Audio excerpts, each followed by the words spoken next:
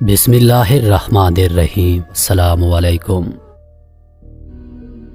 چاند گرہن اور اس کے عوامل پر تو ہمیں انٹرنیٹ پر بہت مواد مل جائے گا، لیکن اکثر کو سمجھنا خاصا مشکل کام ہوتا ہے۔ البتہ بیشتر میں تو صرف لوگ گرہن لگنے اور اس کے خطرات سے ہی ڈراتے ہیں۔ آج ہم اسی موضوع پر بات کرتے ہیں۔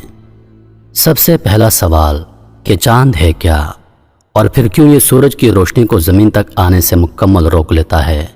کیا یہ چاند سورج سے بڑا ہے؟ پہلے تو آپ کو بتاتے ہیں کہ چاند کیا ہے۔ چاند نظام فلکیات میں زمین کے گرد گردش کرنے والا ایک قدرتی سیارہ ہے۔ یہ نظام شمسی میں دیگر سیاروں میں سائز کے حساب سے 5ویں نمبر پر ہے۔ یہ دوسرے پلانٹس پر موجود سیاروں میں سے سب سے بڑا ہے جو اپنے مدار میں گردش کر رہے ہیں۔ زمین کے گرد گھومنے والے اس قدرتی سیارے کا اصل نام لیونا ہے، جو کہ زمین کے سائز سے تقریباً 3 گنا بڑا ہے۔ یہی وجہ ہے کہ زمین کی کشش ثقل چاند پر اس قدر اثر انداز نہیں ہوتی کہ اسے اپنے بہت نزدیک کھینچ لے، بلکہ اسے اپنے گرد مدار سے جوڑے رکھتی ہے۔ بس اس مناسب کشش کے باعث چاند نہ تو زمین کے مدار سے فرار پا سکتا ہے، نہ ہی اس قدر قریب آتا ہے کہ یہ زمین سے آ کر لگ جائے۔ بس ایک خاص فاصلے سے زمین کے گرد گھومتا رہتا ہے، کیونکہ چاند ایک سیارہ ہے اور سیارے ایک جگہ ٹھہرتے نہیں بلکہ خلا میں گردش کرتے رہتے ہیں۔ اپنے وجود کے حساب سے چاند ایک چٹان ہے، یعنی چاند کے اندر نہ تو کسی قسم کی کوئی گیس موجود ہے اور نہ ہی اس پر پانی موجود ہے، بلکہ چاند تو ایک سخت ترین چٹان ہے جسے انگلش میں راک کہتے ہیں۔ زمین کی طرف چاند کا حصہ جو ہمیں نظر آتا ہے وہ اس کا صرف 60% ہوتا ہے، باقی حصہ سورج کی طرف ہوتا ہے۔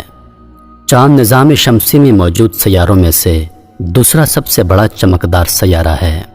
بے شک اس کی خود کی کوئی روشنی نہیں، لیکن سورج کا عکس پڑنے سے یہ چمکتا ہے اور رات کی تاریکی میں بھی زمین کو روشن کر دیتا ہے۔ یہی وجہ ہے کہ خاص عرصے کے بعد جب اپنے مخصوص مدار میں گردش کرتے ہوئے چاند زمین اور سورج کے درمیان آ جاتا ہے تو چاند گرہن وقوع پذیر ہوتا ہے، کیونکہ چاند زمین سے 3 گنا بڑا ہے۔ اس لیے وہ جب زمین کے بالکل سامنے آ جاتا ہے تو سورج کی زمین تک آنے والی شعاؤں کو روک لیتا ہے اور کچھ دیر کے لیے زمین بالکل اندھیری ہو جاتی ہے اور چاند بالکل سیاہ اور بے نور نظر آتا ہے۔ لیکن چاند ہرگز سورج سے بڑا نہیں، بلکہ اس کا حجم زمین سے بڑا ہے۔ اس لیے ہمیں چاند کے گرد گرہن کے دوران روشنی نکلتی نظر آتی ہے اور چاند ایک سیاہ دائرے میں نظر آتا ہے۔ اگر چاند بھی سورج جتنا بڑا ہوتا تو ہمیں کچھ بھی دکھائی نہ دیتا، کیونکہ خلا میں ہے ہی اندھیرا۔ چاند اپنے مدار کے مطابق اس وقت زمین کے جس خاص حصے یا ملک کی طرف ہوتا ہے وہاں ایسا مکمل گرہن ہوتا ہے، یعنی چاند بالکل سیاہ نظر آتا ہے، لیکن اس کے علاوہ اس کے دیگر نزدیکی ممالک میں چاند گہرا سرخ نظر آتا ہے، جسے ان دیگر ممالک میں جزوی گرہن کہا جاتا ہے۔ چاند اور سورج گرہن اللہ تعالیٰ کی 2 بڑی نشانیوں میں سے نشانیاں ہیں کہ جنہیں جب چاہے اللہ پاک بے نور کر دیتا ہے۔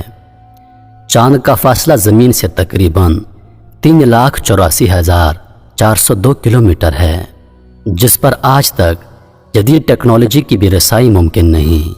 جی ہاں، چاند پر آج تک کوئی نہیں گیا۔ انٹرنیٹ پر جو تصاویر موجود ہیں جو اکثر کتابوں میں بھی چھاپی نظر آتی ہیں، جس میں دیکھا جا سکتا ہے کہ ایک آدمی اپنے ملک کا جھنڈا گاڑے ہوئے کھڑا ہے اور وہ جھنڈا ہوا کی وجہ سے لہراتا ہوا نظر آتا ہے، جبکہ چاند پر تو ہوا موجود ہی نہیں۔ لیکن صرف اس بنا پر ہم یہ بات نہیں کر رہے، بلکہ جدید سائنس نے خود اس بات کا اعتراف کیا ہے کہ چاند تک ابھی تک مصنوعی سیٹلائٹ کے علاوہ کسی قسم کی رسائی ممکن نہیں ہو سکی ہے۔ چاند کا دائرہ 3,475 کلومیٹر ہے، جو کہ زمین سے 3 گنا بڑا ہے۔ اب یہ تو تھی ہمارے ذاتی چاند کی بات، جو نہ تو اکلوتا ہے بلکہ اپنی تعریف میں اپنی مثال آپ ہے۔ لیکن اس کے علاوہ نظام شمسی میں موجود دیگر پلانٹس پر بھی چاند موجود ہیں، جو کہ ان کے گرد اپنے مخصوص مدار میں گردش کر رہے ہیں، لیکن آپ ان کی تعداد کے بارے میں جان کر حیران رہ جائیں گے۔ زمین پر 1 چاند ہے، مریخ پر 2، مشتری پر 67، زحل پر 62، یورینس پر 27، نیپچون پر 14 اور پلوٹو پر 5 چاند موجود ہیں۔ زمین پر موجود چاند کی اتنی کشش ہے کہ یہ سطح سمندر کو بلند کر دیتا ہے۔ ذرا سوچئے، اگر 1 سے زیادہ چاند ہوتے تو زمین کا کیا حشر ہوتا۔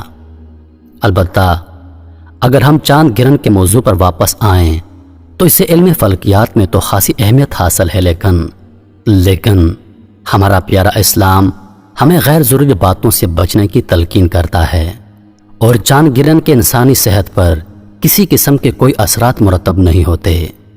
یہ صرف لوگوں کی بنائی ہوئی باتیں ہیں۔ چاند گرہن صرف خدائی نظام کا ایک حصہ ہے، اور اس میں کیا حکمت ہے یہ تو صرف اللہ پاک جانتا ہے۔ لیکن نبی کریم صلی اللہ علیہ وآلہ وسلم نے گرہن کے دوران نماز خسوف پڑھنے کی ہدایت فرمائی۔ اس نماز میں لمبی صورتیں یا زیادہ صورتیں پڑھی جاتی ہیں، اور اس وقت تک یہ نماز جاری رہتی ہے جب تک کہ گرہن ختم نہ ہو جائے۔ لیکن سورج گرہن میں جو نماز ادا کرتے ہیں اسے نماز کسوف، اور چاند گرہن میں ادا کی جانے والی نماز کو نماز خسوف کہتے ہیں۔ البتہ طریقہ نماز ایک جیسا ہوتا ہے، لیکن ان نمازوں کی ادائیگی سے قبل غسل کرنا لازم ہوتا ہے۔ میں امید کرتا ہوں کہ ویڈیو آپ دوستوں کو پسند آئی ہوگی۔ ویڈیو پسند آ جائے تو لائک اور شیئر ضرور کر دیجیے گا، اور آنے والی نئی ویڈیوز کے لیے ہمارے چینل کو سبسکرائب کر دیں، اور ساتھ میں موجود گھنٹی کے بٹن کو ضرور دبا دیں تاکہ ہماری ہر نئی آنے والی ویڈیو سب سے پہلے آپ تک پہنچے۔ مجھے دیجیے اجازت، سانسوں نے وفا کی تو اگلی بار ایک اور ویڈیو لے کر آپ کی خدمت میں حاضر ہوں گا۔ تب تک کے لیے خدا حافظ۔ اللہ پاک آپ سب کا حافظ و نگہبان۔ ہنستے رہیے اور ہمیشہ مسکراتے رہیے۔